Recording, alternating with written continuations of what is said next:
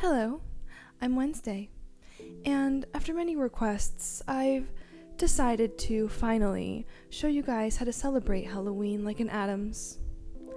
Halloween is the beginning of our Samhain, which is similar to New Year's, so we spare no expense or preparation. I'll keep today's tutorial to just my favorite parts of this unholy day, such as making an altar, cleansing yourself, performing a love spell, the Seance, and last but not least, the Ball of the Undead. For our altar today, I will be making one for my favorite crone, Hecate, but you can choose whomever you'd like. Pugsley, what is it now? I need help!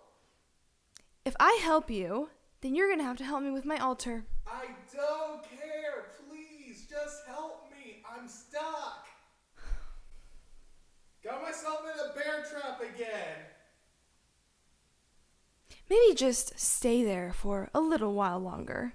Please help me!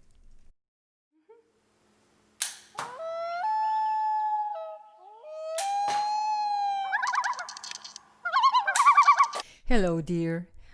Oh, this year's sewing is bound to be a great success. Oh, are you making your video? Yes, Mother. Would you like to help in making my altar? Oh, yes. I'll fetch the pumpkins. The basis of a Samhain altar are quite simple. You're going to need a pumpkin, or several, and any other autumn motifs that are sourced from nature, such as perhaps a cinnamon broom, gourds, corn stalks, apples. And this is optional, but I really like to add in some dark or orangey stones, such as onyx, smoky quartz, garnet, carnelian, and so forth. And last but not least, the main element, of course, is an honorary candle for every ancestor that you wish to honor.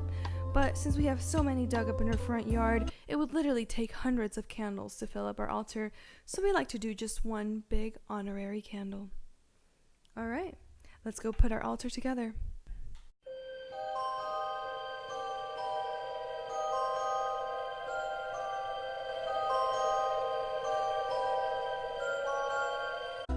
Now, onto our cleansing ritual. While there are many ways in which you can cleanse yourself, it is essential that we do so prior to performing a spell, such as the love spell that I'll be teaching you. This is to ensure that we are clear of any negative energies or entities that may alter our results. You can use any of these three to cleanse you: rosemary, sage, or palo santo. And of course, a lighter or a torch flame. You will burn either of these and pass them throughout your body and your aura, and quiet your mind, rid yourself of your innermost demons. But worry not, they'll be back to torment you as usual after this is all over. I would like to say, however, that my personal favorite is the ignition method. And I already performed this last night, but basically for that, you must go outside and build a giant fire. Let's go.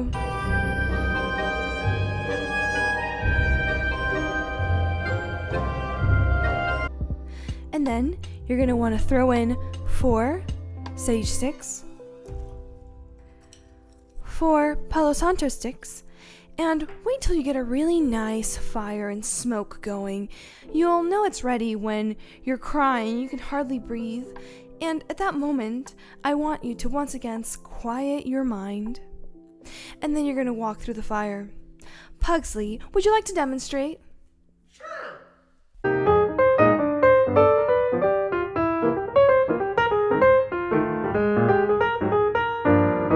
This method is quick and easy for sure, but I have to warn you guys to be very careful.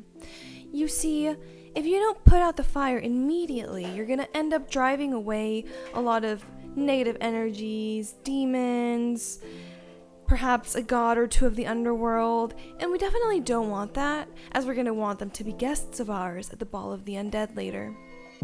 So, with all that being said, let's go on to the love spell.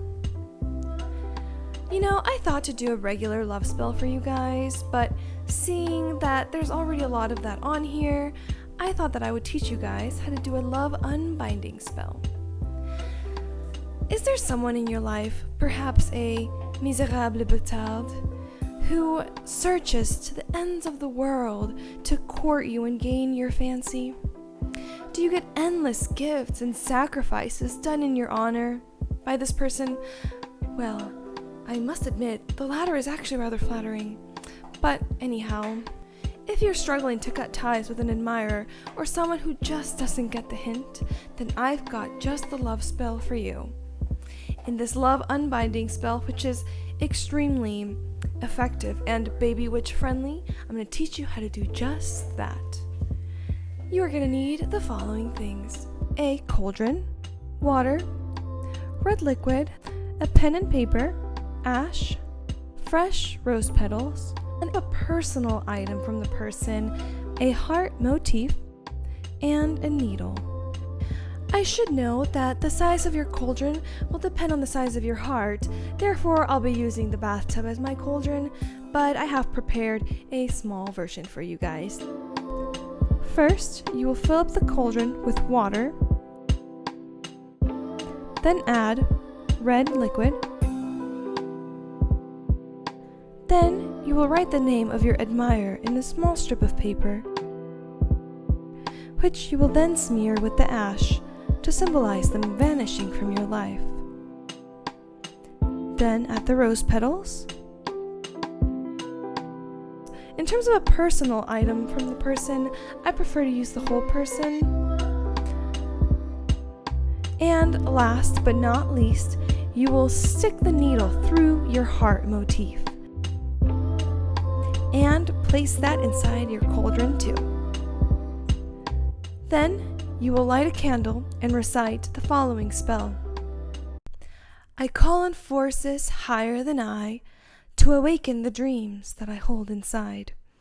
To end this connection, which I don't need, I ask for love's detachment with all speed.